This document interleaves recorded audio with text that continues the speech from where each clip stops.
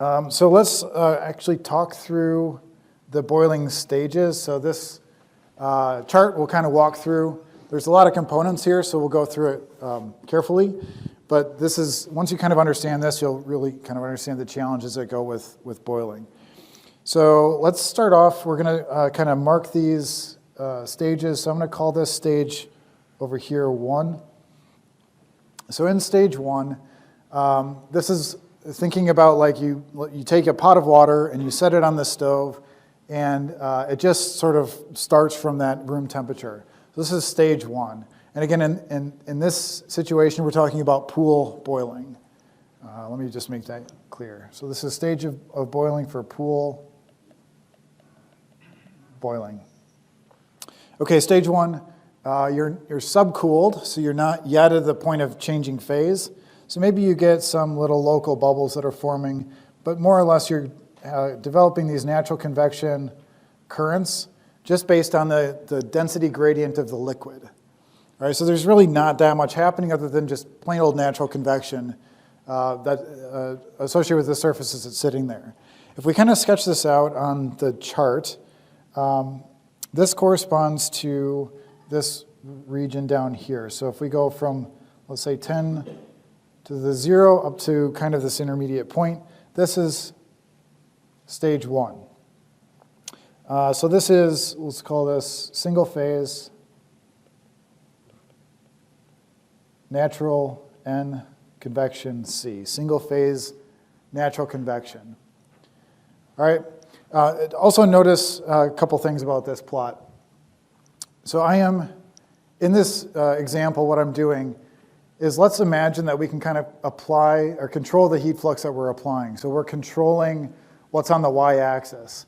So if I started off at like 10 to the 0, so that's 1 watt per meter squared, and then move up to 10 to the 1, so about 10 watts per meter squared, that's going to correspond with this excess temperature difference, this temperature difference between the surface and the saturation of correspondingly about 1 degree to about, what, 7 or 8 degrees.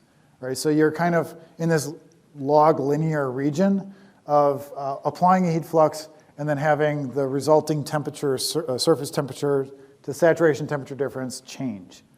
So this is just that first region. Okay, so we're going to go through the other regions. So at some point now, in this, let's call this whole region here, this is now region 2. And there's kind of 2 separate things I'm going to break this into, 2A and then 2B here. Okay, so in 2A, we start to get what's called nucleate boiling. So we get these bubbles, right? These bubbles like this. And those bubbles are going to move like vertically away from the plate. So you get these bubbles that form and start to kind of separate, and then they're obviously much less dense than liquid, so they just move up. So if we kind of sketch that out, that's going to be down here on the plot. So you start getting this nucleate boiling, and there's kind of this change. So it starts going up like this. All right. So again, what we're doing is we're like turning up the heat on our stove. We're changing our applied heat flux, and that excess temperature difference is going up.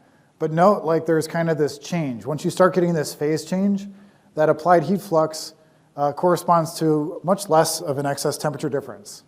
So the heat transfer coefficient is pretty good, right? That you're able to apply a lot of heat flux for not a lot of excess temperature difference. To B, you start getting more dense bubble formation. Right? So your bubbles are merging together and covering a larger range, larger portion of the base. Right? So this is still what we call nucleate boiling, but the heat transfer coefficient starts to kind of drop a little bit. So we're going up, and it sort of does this. Oh, let me do this again. Just went flat. About to here. So this region 2, right? This is region 2. This is nucleate boiling. All right, so at some point, you're applying such a large heat flux that right at the surface, that excess temperature difference becomes pretty large, and you start forming this layer of vapor, all right? And vapor is a really, really bad poorly. So you get these bubbles, these layers, this vapor starts to form, and the vapor layer kind of becomes a single thing, and now you have this really resistive layer between your surface and the fluid. Okay, so that's going to be this stage 3. I'm going to draw a dotted line here because this is important, an important point. So this dotted line that I just drew is called the critical heat flux.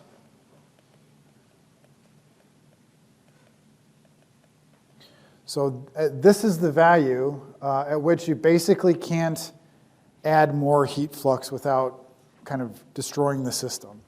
So once you start to get this layer forming, what does that kind of look like? So you have maybe here we have 3. Now we have this kind of layer of vapor like this. So this is vapor here. And then from that layer of vapor, now you have bubbles that are separating up like this. So that vapor layer, like I said, is really insulating. We've applied this heat flux. That insulation is going to cause the surface temperature to rise. When the surface temperature rises, that vapor layer gets a little bigger. So then the surface temperature rises again, and the vapor layer gets a little bit bigger. And this like death spiral kind of occurs, right? This positive feedback loop occurs, and basically you run away. So this line, our thing that we're tracing out here, just starts going to the right. So we're not applying any more heat flux. We're holding the heat flux constant, yet the excess temperature difference keeps going up and up. And so that goes maybe up to this point here. Okay? At some point, now your vapor layer is really big, your surface temperature is really, really high, and things kind of come into equilibrium. So there's this a dynamic problem right here, a transient problem from across that third stage. So this is stage 3 here, and this is called the burnout point. Right. So maybe make sure you understand that, but it's a transient problem. The vapor layer is growing, excess temperature is growing. The thing that is like kind of interesting here is look at the axis. So this is a log axis. We're going from 10 to the first, 10 to the second. So 10 to the third, I've held the heat flux constant. I started off having an excess temperature difference of, let's say, around, I don't know, 10 to the, maybe it's 30 or 40, right, degrees. By the time you're done with the burnout point, like you haven't changed the heat flux at all. You're close to 1,000 degrees between your surface temperature and the fluid. So if you're designing a system and you're anywhere close to this, you're a bad engineer. Don't do that, right? You need to be aware of the fact that if you get too close to burnout in a boiling system, it can cause your system to fail. It'll basically melt the surface, okay? Yeah, question? Is the burnout point the entire stage 3 or just the left-hand or right-hand? Yeah, excuse me. So the burnout point is actually this point here, but I would call this the burnout region, sort of the burnout process. It's the time in which you're going from I'm okay to crap, my metal just melted. Yeah. So then let's say you have a system that can withstand this in some way. Right, oh, go ahead, question. So why does this only happen like after a certain heat flux? Wouldn't this always happen right when it's boiling? No, so it only happens, so yeah, the question is, wouldn't it, why does it only happen at a certain heat flux? It's because at this region down here, you can kind of like, you're generating these bubbles that are moving, the vapor bubbles are moving up, but they're moving away quickly enough that a new fluid can come in and kind of replace them and cool the surface. At some point, you're generating bubbles so quickly that there's not enough, there's so much movement away that it sort of prevents the liquid from getting back and accessing the surface. And so that is directly related to the amount of heat flux that you're you're putting on this. So there's just a certain point at which you, this burnout point here, at which you can't recover from that, right? Once you start forming this vapor layer, you're doomed, right? It's just going to keep getting worse. So then let's say you do have a system that is now up at that like 1,000-degree difference between the surface temperature and the fluid. How do you recover from that? I mean, assuming it hasn't melted, right? How do you recover from that? Well, you can back off the heat flux.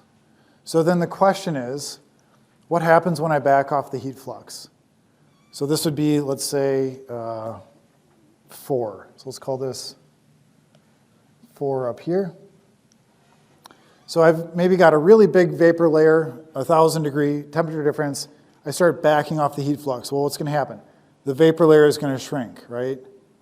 But I'm not going to go, maybe there's a question. Are we going to go back this way on this curve? What I mean is, you drop the heat flux some amount, right? So you're going down vertically. The excess temperature is going to drop as well. So you're tracing back down this way, not back on the burnout line. So you keep going down this way. And what's happening up, let me just sketch what's happening up on the top while I do this. So we're, maybe our vapor layer is still there, but it's sort of falling apart a little bit. So you still have bubbles, but the vapor layer is like decreasing, right? It's decreasing in thickness. And that all occurs until you get to a certain point. And that certain point is when the fluid all of a sudden can directly access the surface again. So we would, let's see, that is actually about here, just below 10 to the 2. So this point here. So first, let me just label this. This is region 4. This is now film boiling. And that's different from nucleate boiling. So let me just be clear there. So we have now, let's say we pick a heat flux. So it's 10 to the 2, right? Our heat flux is 10 to the 2.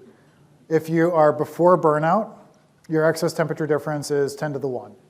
If you're after burnout, it's still on the order of 10 to the 3. So for a given heat flux, you can either have nucleate boiling, you can have film boiling. You always want nucleate boiling, right? Unless you're trying to have a temperature like this. You always want nucleate boiling. Okay, so you come back down and then you get to this point. This point down here was called the Leidenfrost, Leidenfrost.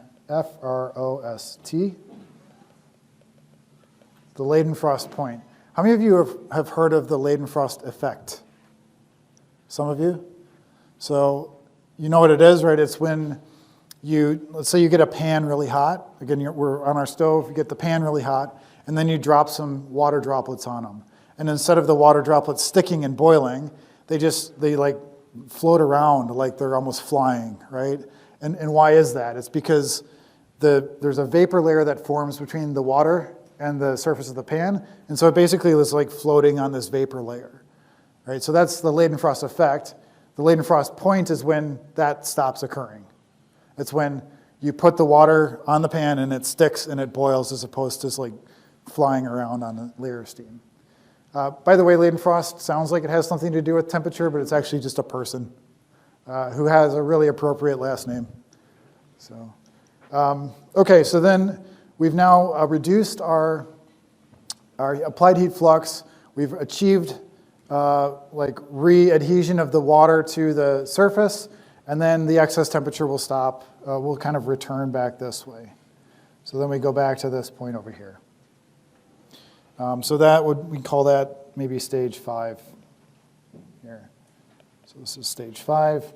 And again, we're back to kind of this nucleate boiling that's occurring here.